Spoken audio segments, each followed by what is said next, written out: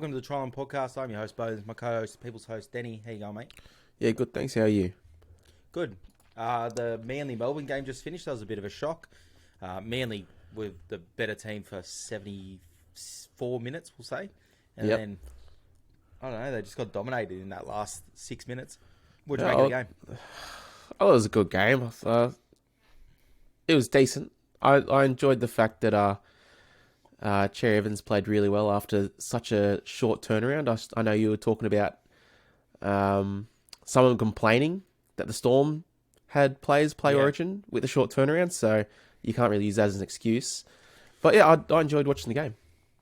Oh, Cherry Evans was outstanding too. That 40-20 pretty much put them right on the front foot. I think they scored like 4 tries after that 40-20, which is a good Yeah. one too. Pappy seems to be like a big racehorse. Like he takes a little bit of time to get going when he gets back.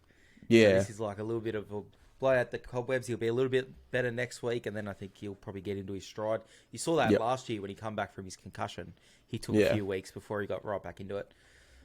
What'd you make of game 2, mate? I think we could start there. I thought it was really good. I thought the scoreline kind of blew out at the end. I thought Queensland were a lot better than the score said. I think the first half they were really good and really competitive.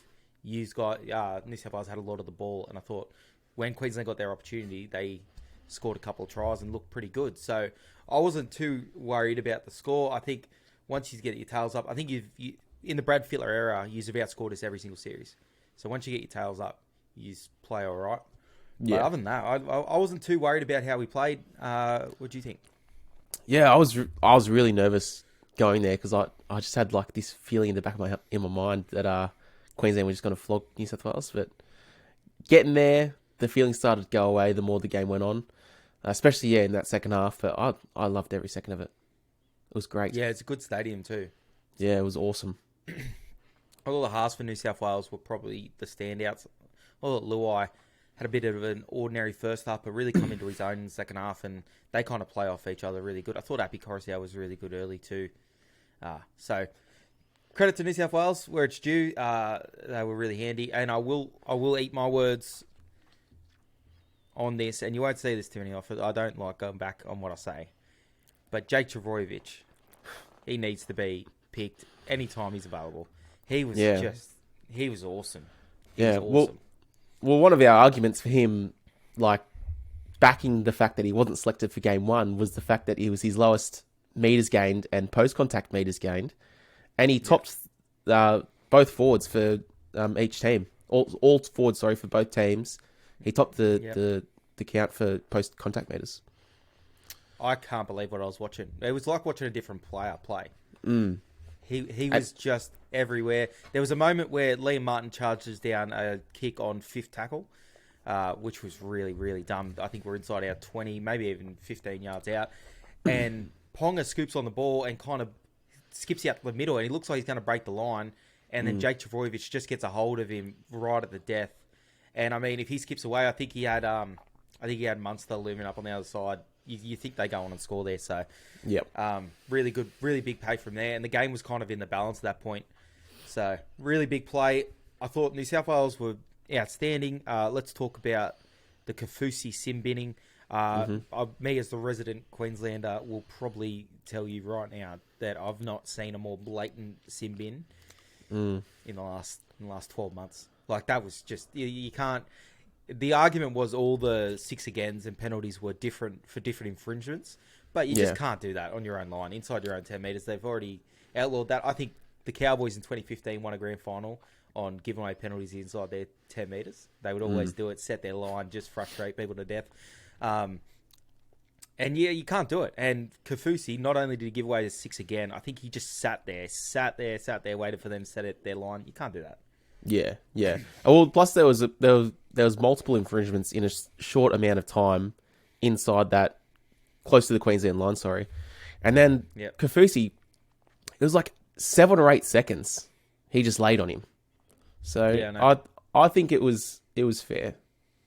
It's crazy because we didn't even know it was like a controversial thing until we left the stadium. Yeah, 100%. 100%. Had We were no like, idea. oh, right, yeah, he's going for 10. Yeah, that's fair. And the same thing with the Ponga to Felice forward pass. Did not know that was a thing live. I didn't. No, not me either. We were like, I think you checked online or something, and they were like, Twitter. people complain about a forward pass. And we were like, what forward pass? We're trying to work out. What Yeah. Yeah, because they were terrible at showing replays at the ground too. Like, Oh my god. there was another moment where we wanted to see a replay for something. Oh no, they broke the line and we couldn't work out if it was an obstruction or not. They just got a penalty. Yeah. And they wouldn't show us a replay. You couldn't buy a replay off them. But Perth in general, the stadium, awesome. Yeah, Awesome, no, I thought. it was mad. The city's so quiet though. Went for a walk quiet. before Origin, and literally it was like quieter than Gosford. There's nobody. Dead set. I've seen more people in Gosford. Yeah. Gosford on before like a Mariners game is a buzz. It was. Oh, yeah. There was 60. There was meant to be 60,000 there. I didn't see any of them during the day. Literally nobody. Actually, there were heaps at putt. That's it. Yeah, Putt-putt was there are a stacked. few putt. There's actually a lot of people outside of Woolies. Yeah. Yeah, Which makes sense. Too, yeah, Willie's on but- top. Yeah. No, but I thought that was good. A player that kind of stood out to me that I want to get into. We weren't going to go here early, but I want to talk about him. Dane Gagai. Mm-hmm. He's a player that I think Origin has now gone past. And if I am Billy Slater, I'm making a real tough call for the decider. And it is a tough call because he is a popular Queenslander. I'm dropping him for Game 3. 100%. He's added absolutely nothing to the Queensland outfit this year. Some of these stats, these are over 2 games. 125 metres over the 2 games. Made 40 tackles, 17 missed tackles, only 3 tackle breaks.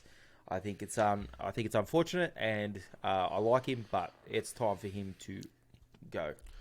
Yeah, no, I'm all for that. If he's gone, I've got some options. I've got 4 options that Queensland can take. You want me to just list them? All right, so my number 1 option, I'll go in order of what I think will happen. Preference. Yep. The hammer comes in for Gagai, and he'll just slot into the centres there. Second option, Brimton will come in. He'll play in the centres. He played there, I think it was last year, and he did pretty well defensively against Tommy. So bring him in. Option number 3, Murray Taulagi. He's played in the centres too. For North Queensland, you can see him and Val. They're always swapping. So he's got some experience there in the centres. And for the last option, Kurt Capewell to play in the centres. And then Queensland will bring in another forward. I don't mind the Murray Taulagi shout, considering he's already in the makeup. I went the same as you for the top choice. I think the hammer. He played their Game 3 last year, played all right. I think he ended up scoring a try. We just need a bit of strike on the edge. We've got no points at the moment. It seems like if it gets into a shootout, New South Wales will win that game. Yeah. So we don't want that. And then I had Capewell. If you want to go the defensive option, and we're going to talk about some New South Wales centres soon, but if we're going to talk defensively, then Kurt Capewell's probably our guy there.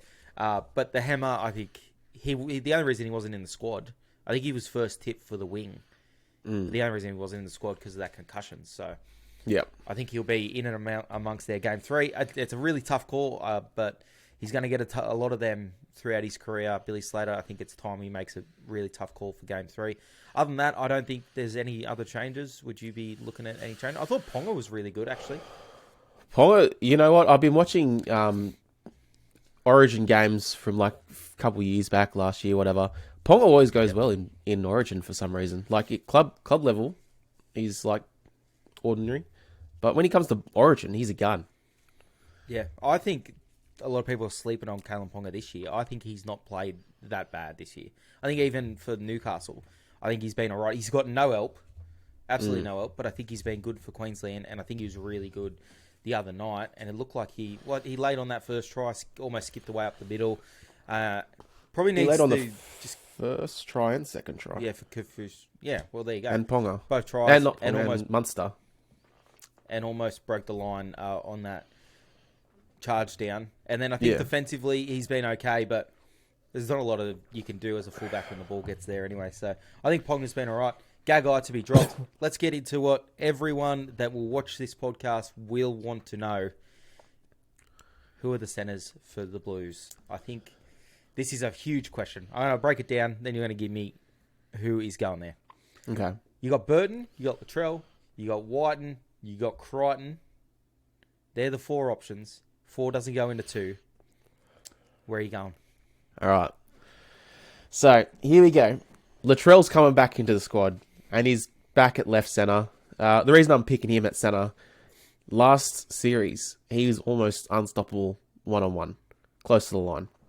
So I think he's getting the spot. I think Matty Burton keeps his spot in the centres too. Gives New South Wales an extra kicking option. And I'm putting Jack Whiten on the bench. So Damien Cook will still be there, but I'm adding Jack Whiten there. I think Talakai is out. Just because Jack Whiten can play both the positions that he can play, plus he can play in the halves. Okay, so you're going small on the bench. You're going Whiten and Cook. Whiten's not a small bloke by any means. Okay, it's your team. It's your team. Yeah, Critimus is out. He did nothing wrong for me in both game 1 and 2, but I don't think he's the best option for New South Wales there. I love that we've gone different because it's good. It's good to have a difference of opinion. All right. I'm saying Crichton is the only one that's safe. I'm saying Crichton's the only one that gets picked. Guaranteed. He's the only right side player. The rest are left side players. It's a big risk to play a left side player on the right in an Origin game. That's a really, really big risk, especially in a decider. I think you pick a natural right centre in Crichton. You shore up that spot. Then on the left, I'm bringing back Latrell. Okay. Because as a Queenslander, he's the one player I don't want him to pick. So that's why if you're from New South Wales, I would be saying you bring back Latrell. He's an absolute animal. If anyone tries to challenge him physically one-on-one, he will dominate that matchup for the whole 80 minutes. He's just a lunatic. I rate him as one of the best players in the NRL. So I don't want him to be picked. I think they should pick him. That leaves Burton out, unfortunately, for me. And that hurts to say because I think he's one of New South Wales' best. And I think Burton misses out. I go Whiten on the bench in the 14, only because he's just so versatile. 5'8", halfback, fullback, lock, second row, probably hooker. He can play all of that at a very high level. So he's just a lock for that 14 spot. And one of my most controversial picks is Damien Cook is out of the side. Damien Cook does not get picked for game 3. I think they go Appy as a solo hooker, and then you just whoever else you want to run. You want to keep Talakai, you want to bring back Madison, you want to even bring in RCG. I think you got enough versatility there. So I'm going. That's what I'm thinking. I don't like that Appy call. He doesn't even play 80 at club level. For a State of Origin decider, I think he'll be up for it. I think he'll want the job. Oh, okay. Well, it's good that we have differing options. Like, it's just unfortunate you've got the wrong one. Does it worry you keeping Burton on and playing him on the wrong side? He's played predominantly left his whole career. Well, no, I don't mind at all. I think he'll do fine. Like very either side, different defending on an edge. Very different defending on an edge. Like on the left compared to the right compared to the left. It totally mucks up how the way you tackle. 100%. That's why some people like defending on the right, some people like defending on the left. Look, I don't know. I think it's risky not playing a right centre. Personally. All right. Well, maybe you chuck the you'd play him inside the back rower. Maybe. Yeah.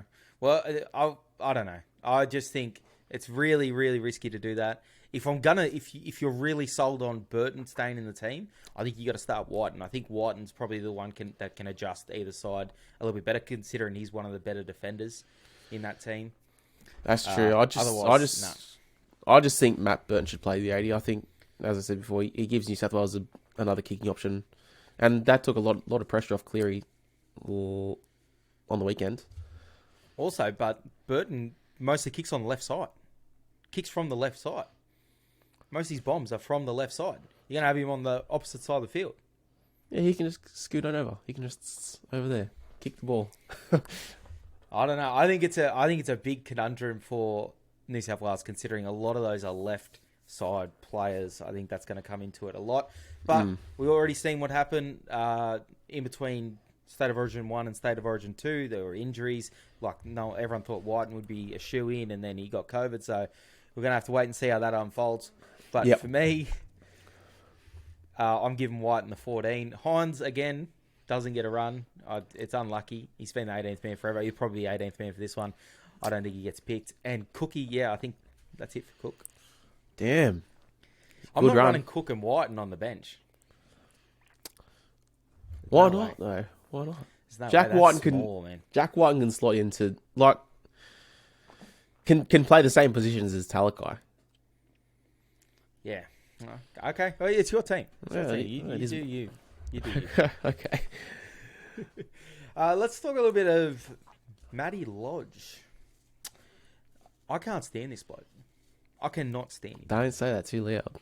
He'll hear you. No, I know. No one get this to him because I know he can throw hands. I've seen it. Yeah. But firstly, I'll start with what's going on. Reportedly, he's going to be signed to a $100,000 deal for the final 6 to 8 weeks. Don't know how that works because the NRL actually valued him at $20,000 a game. So I don't know how many games. How many games is that? 5. He gets 5 games, but this is finals. Everything like he's valued at $20,000 a game, no matter what. Ooh. So what? Maybe they'll just rest him. Well, they got to make the finals first. They're not in the 8 at the moment. So what about if he plays the final 5 games? Then he can't play anymore. Yeah, that's true. I don't know what they'd do. To be honest with you, unless they've done a deal with the NRL, which let's not even get into that.